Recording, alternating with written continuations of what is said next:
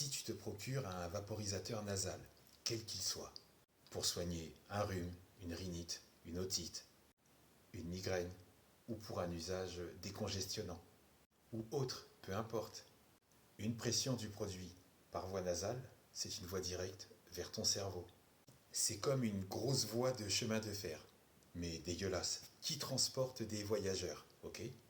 Les voyageurs, tu l'as deviné, c'est une image. En fait, ce sont des micro-organismes et des xénobiotiques qui utilisent tes nerfs comme des rails d'acheminement direct vers ton cerveau.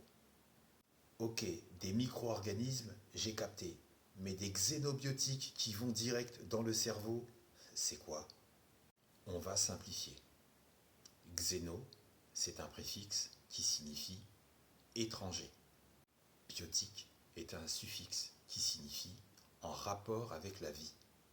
Et donc, un xénobiotique, c'est une substance étrangère à l'organisme et qui fout la merde avec la cellule vivante, c'est ça? Effectivement, elle a la capacité d'interagir avec la cellule vivante.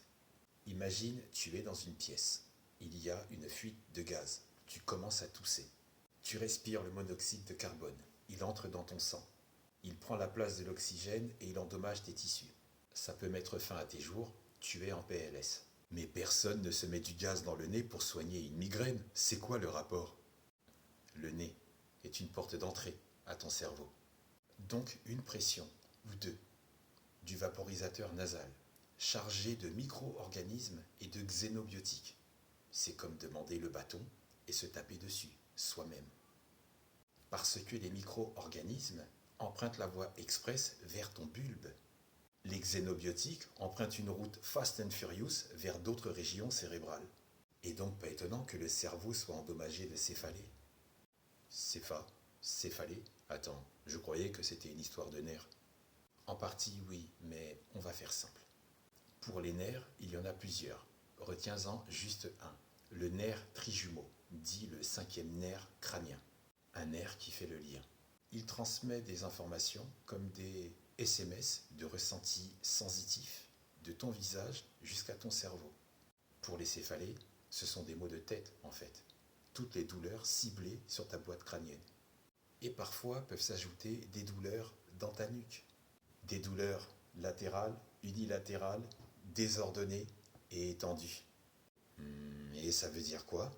Que ça fait vraiment très mal. Certaines personnes en souffrent de 4 jusqu'à 72 heures, selon chacune, selon chacun.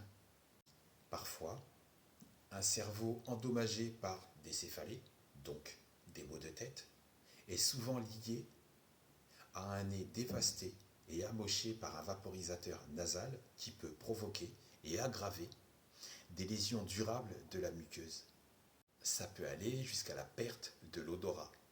Ça peut nuire à la qualité de vie de quiconque.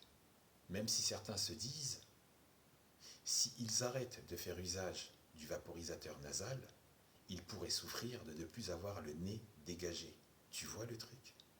C'est un business très rentable pour eux si des facteurs psychologiques contribuent à des possibles accoutumances ou à des dépendances aux vaporisateurs nasaux. Des vaporisateurs en vente libre, sans ordonnance, pour soi-disant soulager les sinus, alors que le principal produit chimique contenu dans le vaporisateur nasal peut aggraver ton infection des sinus. Attends, c'est quoi le produit principal qu'ils mettent dedans? L'oxymétazoline, qui t'expose à des troubles cardiovasculaires, des accidents vasculaires cérébraux, des poussées hypertensives et plein d'autres. Mais ça ne s'arrête pas là, car l'oxymétazoline, c'est pour une certaine gamme de produits. Et pour une autre gamme de vaporisateurs, on utilise la pseudoéphédrine. La pseudoéphédrine est une substance active présente dans les vaporisateurs à éviter si tu es sujet à des maladies rénales ou des insuffisances rénales. À éviter si tu fais de l'hypertension sévère ou non contrôlée. Attention, accroche-toi. La pseudoéphédrine est utilisée dans d'autres produits, dans d'autres médicaments. Tu en trouves dans l'Actifed, Actifed rhume. Tu en trouves aussi dans le Nurofen. Tu vois le Nurofen rhume. Tu en trouves aussi dans le Rhinadvil rhume, ibuprofène. Aussi dans le Rhinadvil caps. Et il y en a aussi dans le dos